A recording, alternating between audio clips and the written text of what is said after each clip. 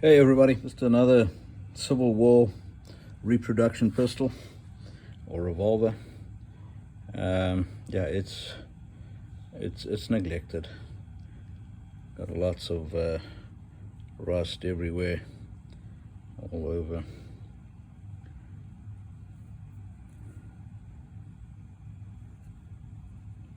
Brass is in one piece. There's a screw missing. Anyway, so what this is a this was imported by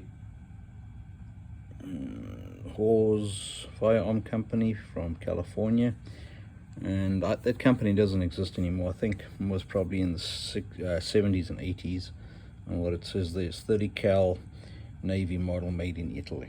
So it is a reproduction of a 1851 Colt Navy pistol,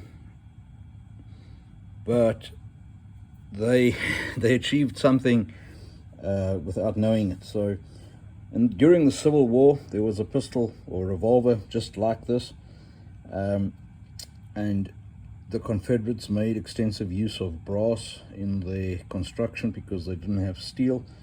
So, and that was to cheapen out the process, and they left off the all the engravings. So this is a copy of this, which is an 1851, and it's got a elaborate engraving on the cylinder and steel frame. So what the Confederates did was they never engraved the cylinder, and they used brass there to cheapen up the process because they didn't have any, no metal and no money. So during the 70s, 60s, 70s, there was a big cowboy craze in America, and Italy made a lot of reproductions. And as a means for them to bring in cheap reproductions, they kind of reverted to brass frame, making brass frame revolvers. And some of it they got completely wrong. I mean, you get like 1860 armies with brass frames. They never ever existed. But anyway, they made brass frames, left out the engraving to cheapen up and be able to sell these at at Cabela's in a bubble pack or something.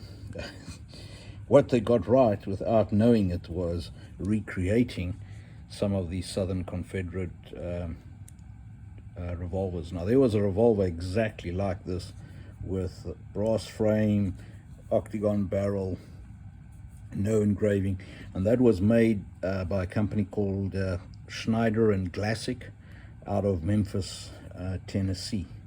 And without the Italians knowing it, that's what they created right here, is a Schneider and Glassick Confederate revolver. Anyway, I'll clean it up and get it all sorted out. It's not, this hammer there's something amiss there. I think this main spring is broken. Seems the rest, everything else is there, but the main spring on this is gone. So I'll get that up, cook it up, get the brass cleaned up, and we'll see what it comes out as. Just an update on that Schneider and Glassick reproduction. That was the one that was so badly neglected, with all the rust on the cylinder and in the cylinder and on the barrel. Anyway, I cooked it all off. Cooked the whole all the steel work off and buffed up the brass. I did nothing to the grips, and I think it came out good.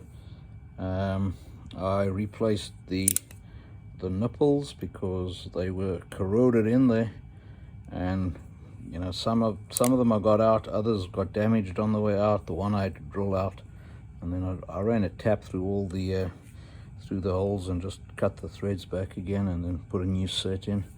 There was a screw missing at the bottom. I can't remember which one of the two, but anyway, kind of made up a screw for for there. And also it didn't work properly. It didn't and it transpired that there actually was no spring in there, so I think it broke and they took it out as a sample or something, and that's probably why the one screw is missing. But anyway, got a new spring in there. Incidentally, that mark XXV That's the Italian date code, meaning this revolver was made in 1969.